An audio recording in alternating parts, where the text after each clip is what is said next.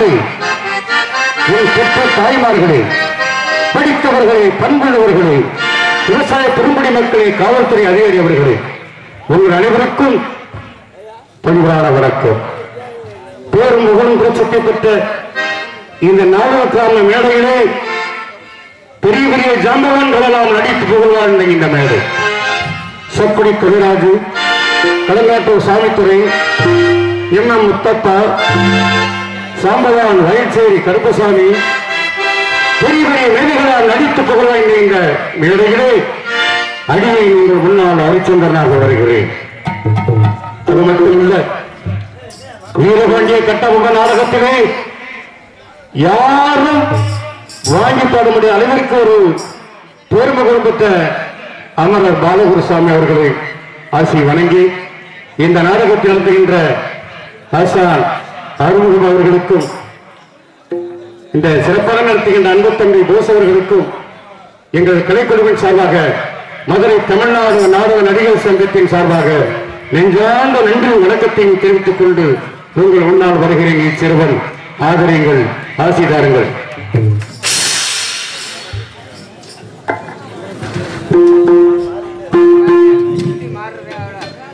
Hello hello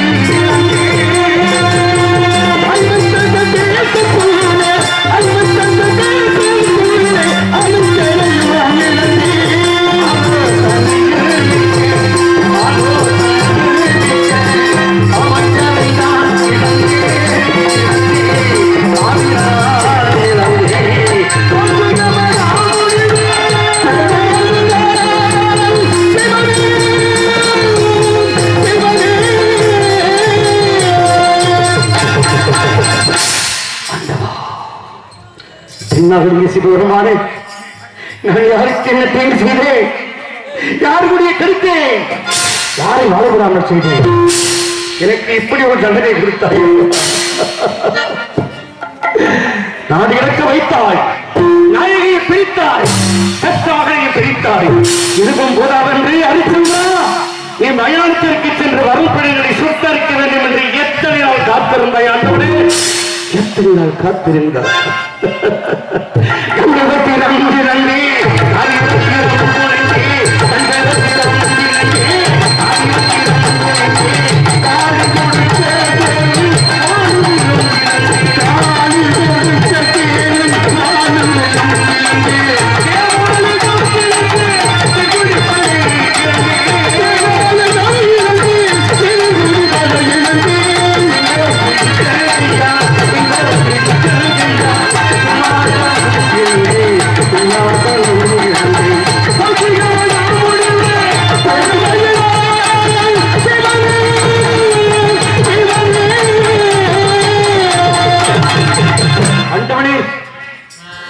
Kalika தேவி, மனிதனமும் உன்னை வணங்கவில்லையா? 6 நாள் மூடி நடத்தவில்லையா? அதற்காக இந்த தண்டனை கொடுத்தையா? வந்தவர்களுக்கெல்லாம் வாரி வாரி வழங்கினே, அது குற்றமா? இல்லை என்று கேட்பதற்கு அள்ளி அள்ளி கொடுத்தனே, அது குற்றமா? பசி என்று வந்தவர்களுக்கு புசி என்று அமுதம் அளித்தனே, அது குற்றமா? பிறகு உண்டு கழிப்பதை கண்டுகளித்துக் கொண்டிருந்தேன், அது குற்றமா? ஆண்டவா, அம்மா காளிகா தேவி, இவ்விடுத்த தேரங்கே, இவ்விடுத்த அம்பங்கே, இவ்விடுத்த அத்தனையும் இழந்து நெருக்கடியாக நிற்கின்றேன். ஆண்டவனே, நெருக்கடியாக நிற்கின்றேன். மா, கண்டிருந்து பார்க்கக்கூடாதா தாயே? இன்னும் பாராமலும்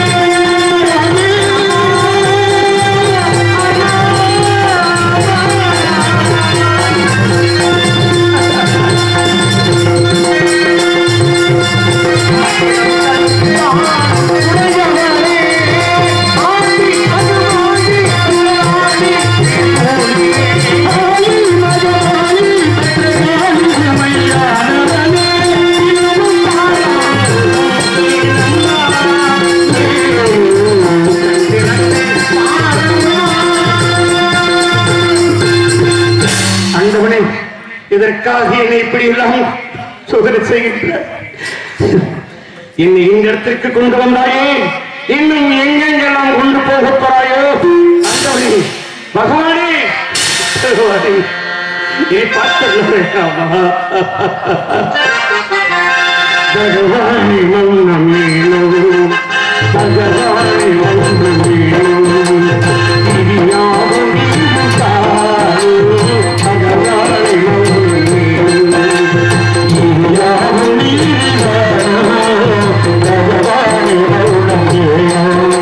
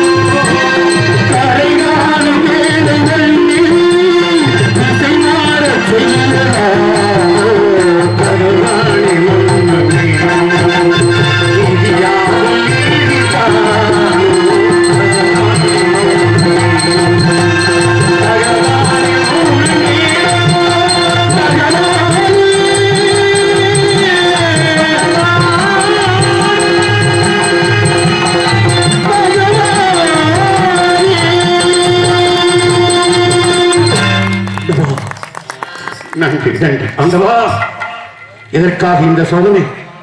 ஏன் ஒரு நாள் என் அன்பு மகன், என் ஆசி மகன், என் பாச மகன் தேவதாசனுக்கு பிறந்த நாள் விழா. அவ்விழாவிற்கு வந்தவர்களுக்கெல்லாம் வாரி வாரி வழங்கிக் கொண்டிருந்தேன். அப்பொழுது அரண்மனைக்கு அவர்கள் ஓடிவந்து, மன்னா, காதியின் மைந்தர் விஸ்வாமித்திரர் தங்களை காண வந்திருக்கிறார். என்ன விஸ்வாமித்திரர் என்னை காண வந்திருக்கிறார்? அவரை பார்ப்பதென்றால் நாம் எவ்வளவு புண்ணியம் செய்திருக்க வேண்டும். அன்னவரை ராஜபக்தத்தோடு அழைத்து வாருங்கள். முனிவர் வந்தார். இருக்கையில் அமரச் செய்து, சுவாமி, தாங்கள் பொன்னான பாதம் பூமியில் படுவதற்கு நாங்கள் என்ன புண்ணியம் செய்திருக்கின்றோம்? அடியேனை நாடி வந்த காரணம் தெரிவிக்கலாமா? ஹரிச்சந்திரா, உலகம் நான் ஒரு யாகம் நடத்தப் போகிறேன். அதற்கு கொஞ்சம் பொருள் தேவை. அதற்காக உன்னை நாடி வந்திருக்கிறேன். உன்னால் கொடுக்க முடியுமா? சாமி, வந்தவர்களுக்கெல்லாம் வாரி வாரி வழங்கிக் கொண்டிருக்கிறார். தங்களுக்கு கொடுக்க மறுத்தேனா? மந்திரி சத்தியகிரி அழைத்து, வீரலட்சுமி விவேகலட்சுமி என்ற கரஞ்சித்தை திறக்க செய்து எங்கே பொன்பொருளை அழிச்சு என்று சாமி என்றேன். அதற்கு முனிவர் தெரிவித்தார், ஹரிச்சந்திரா, எனக்கு எவ்வளவு பொருள் தேவை தெரியுமா?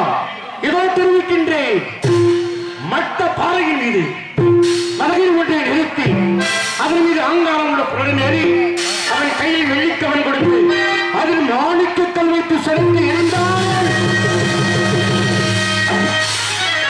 எவ்விடம் போய் கீழே விழுந்து எழுமோ அவ்விடம் பொருள் வேண்டும் என்று கேட்டார். சாமி, அதை விட விலை உயர்ந்த பொருள்கள் இருக்கின்றது, எடுத்துச் செல்கின்றேன். ஹரிச்சந்திரா, அது உன்னிடமே இருக்கட்டும், யாகத்துக்கு வேண்டிய ஆயத்தங்களை பிடித்துக் கொண்டு நான் பொருளை பெற்றுச் செல்கிறேன் என்று தெரிவித்தார். சுவாமி, தாங்கள் போல் மனிதர்களுக்கு உபயமாக கொடுத்த பொருளின் இடம் இருக்கக்கூடாது. மழை சேதம், புயல் சேதம், நிலச்சேதம் என்றால் அத்தனையும் செலவழிந்துவிடும், எடுத்துச் செல்லுங்கள் சாமி என்றேன். அதற்கு சார் ஹரிச்சந்திரா, அதற்கு ஒரு மார்க்கம் இருக்கின்றது. உன்னுடைய அரண்மனை முத்திரை வதித்த கலையாளையும் எனது உத்தராட்சமாலையும் பத்திரமாக முனிவர் சென்றார். சென்ற சிறிது நேரத்தில் எங்கள் குடிமக்கள் குய்யா என் மக்களை உங்களுக்கு என்ன நேர்த்தது? ஏன் இந்த கூச்சல் குழப்பம்னா நாங்கள் என்ன செய்வோம்? நேற்றின் வேர்வை நிலத்தினுள்ள பாடுபட்ட பயிர்களை கொடி மருகின்ற நாசம் செய்துவிட்டது. நாங்கள் எப்படி பிழைப்போம்? ஆண்டவனே, என்னுடைய அரசாட்சியில் இப்படி ஒரு சோதனையா? என்ன செய்வது? மக்களுடைய குறை தீர்ப்பது மன்னனுடைய கடமை என்று வேட்டைக்கு புறப்பட்டேன்.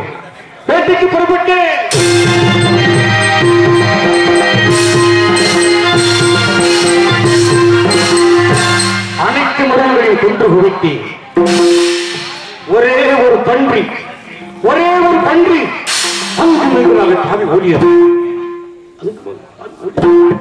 எவ்வளவோ முயற்சியும் செய்து அந்த பன்றியை கொள்ள இடவில்லை. இறுதியில் காரியாக கொடுத்த அம்பாள் பன்றியோ விஸ்வாமித்திரன் கவையும் சாய்ந்தது. என் மனநிலையும் சரியில்லை. எனக்காக அமைக்கப்பட்ட கூடாரத்திற்கு வந்தேன். அங்கு 2 மாதர்கள் வந்தார்கள். அம்மா, நீங்கள் யார்? இந்த ஊர் எதற்காக வந்தீர்கள்? உங்களுக்கு என்ன வேண்டும் என்று கேட்டேன்.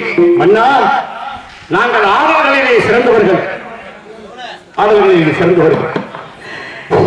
இவர்கள் காமவள்ளி, இவர்கள் சரசவள்ளி. தாங்கள் முன்னால் ஆடிப்பாடி சன்மானம் பெற வந்திருக்கிறோம் என்று தெரிவித்தார்கள். அப்படியா? இங்கே ஆண்கள் பார்க்கலாம்.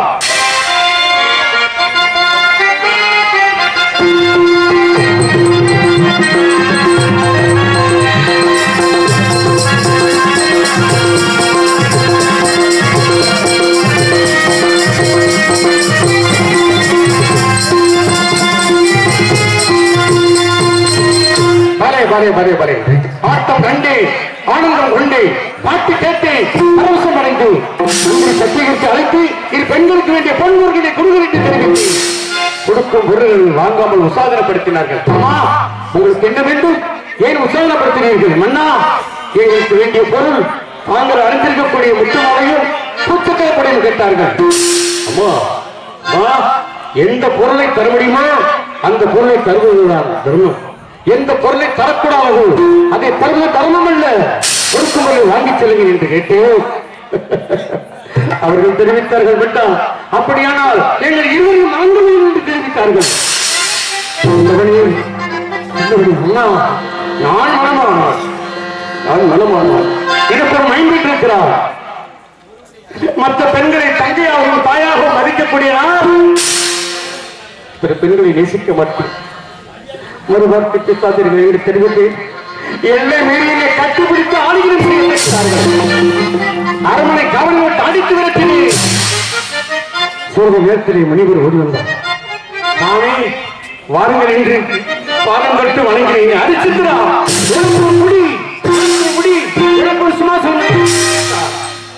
சுவாமி, திருமுடி சாய்ந்தது. என் திருமுடி சாய்ந்தது என்று கூட நான் கவலைப்படவில்லை. சாமி, அதில் பதித்திருக்கக்கூடிய நவரத்ன மாலைகளால் இருக்கின்றது. தாங்கள் பாதம் பட்டால் நோகுமே என்று வருத்தப்படுகிறேன். ஹரிச்சந்திரா, அது இருக்கட்டும். இறைவனால் படைக்கப்பட்ட வனங்களை ஏன் அளித்தாய்? சாமி, எனது மக்கள், எனது ஆசை மக்கள் இட்ட பயிர்களை குடியவர்கள் நாசம் செய்தது அதற்காக அடிக்க நேர்ந்தது. அது போகட்டும். நான் அனுப்பி 2 பெண்களை ஏன் அடித்து சித்திரவதை செய்தாய்? சாமி, அவர்கள் நடந்து கொண்ட முறை சரியில்லை, அதற்காக அடிக்க நேர்ந்தது. சினம் கொள்ளாதீர்கள். ஹரிச்சந்திரா, என் சினம் தீர வேண்டும் என்றால் அந்த 2 பெண்களையும் மறந்துதான் தீர வேண்டும். தாங்களாய் இந்த வார்த்தை சொல்வது தங்களுக்கு தெரியாதோ? நான் மனமானவர். எனக்கு எவ்வளவு பெரிய மகன் இருக்கிறார். நான் தவறு செய்தால் தாங்கள் பார்த்து திருத்தவோடு தாங்களே இந்த வார்த்தை தெரிவிக்கலாமா என்று உபமானமாக ஒரு சொல்லுக்காக சொன்னேன். தாயே தாயேஸ்வரி, நீங்கள் அருள் புரிய வேண்டும்.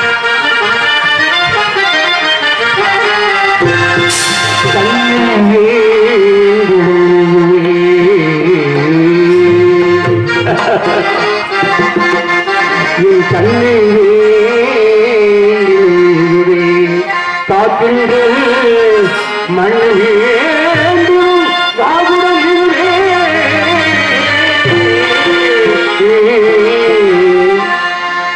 அந்நியமாதரவை அரங்கத்தில் நாடே சாமி சாமி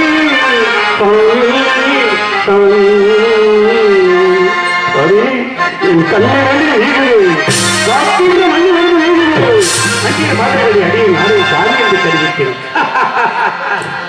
ஹரிச்சந்திரா, நீ சொன்ன சொல் தவறாதவன்.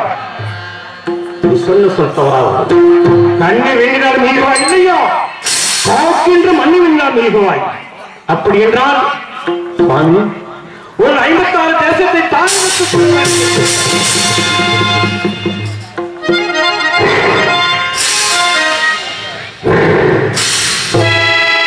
56 தேசத்தை நான் தாழ்வுக்கு கொடுக்க வேண்டும். மறுப்பீர்கள். மந்திரி சத்தியகிற்கு அழைத்து, என் கண்மணி தாராவரி அழைத்து, குழந்தை ரோஹிதாசனை அழைத்து, ஒரு கண்டியில் ஜனம் கொண்டு ஒரு செய்தி 56 தேசத்தையும் அந்த அமரும் என்பரும்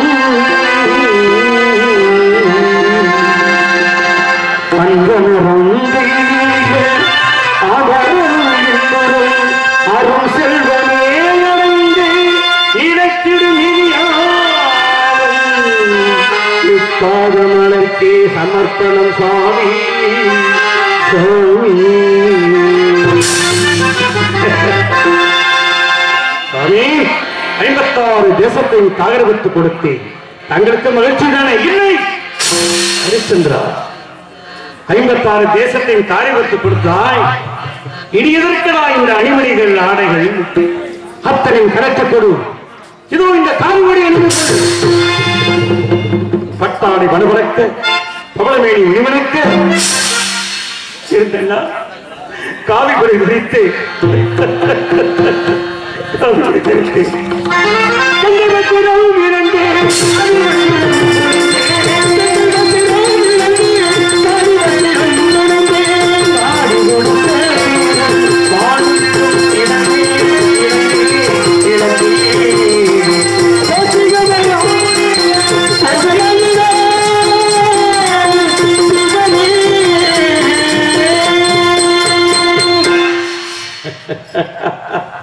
ஹரிச்சந்திரா, இந்த நாட்டில் நீ இருந்தால் உன் மக்கள் என்னை ஏளனம் செய்வார்கள்.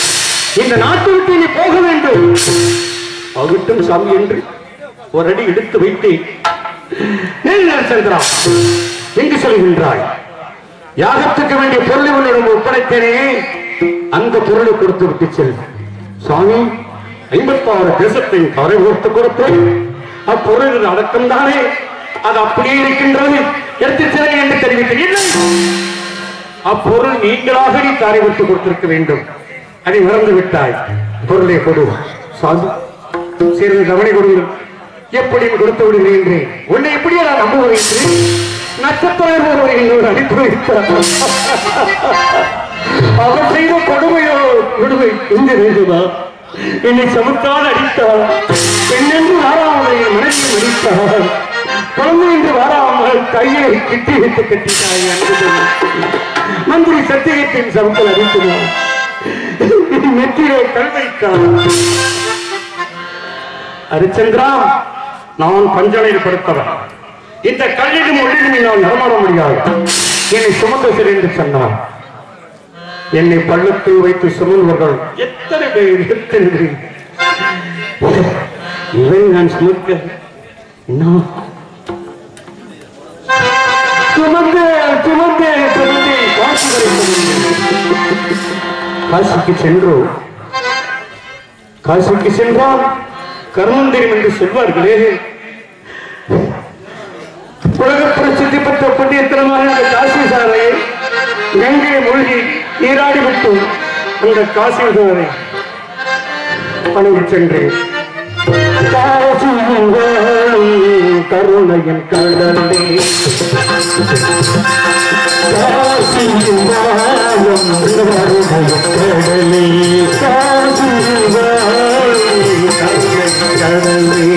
கடை கருணை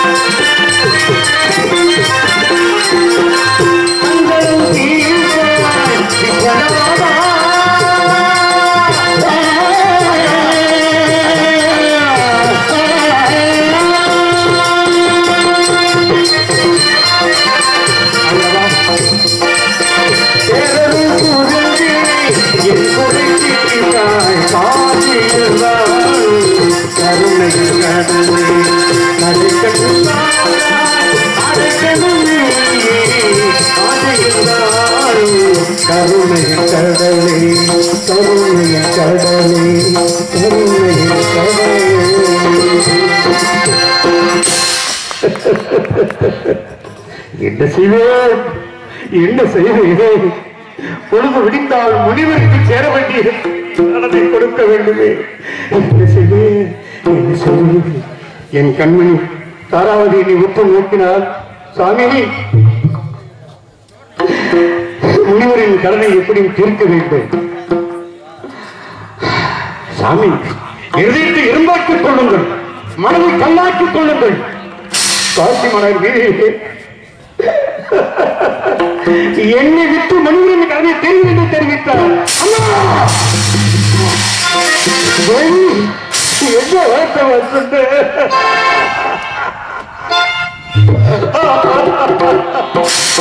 உன்னை விட்டு மனிதனின் கதையை திரிக்க வேண்டுமா? வேற வழி இல்லையே.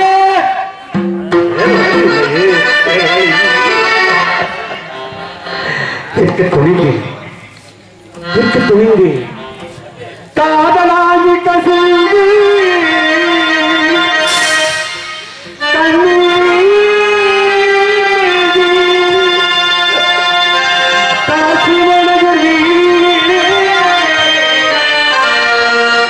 கட்டிய மனைவியும் நாகத்த குழந்தையும்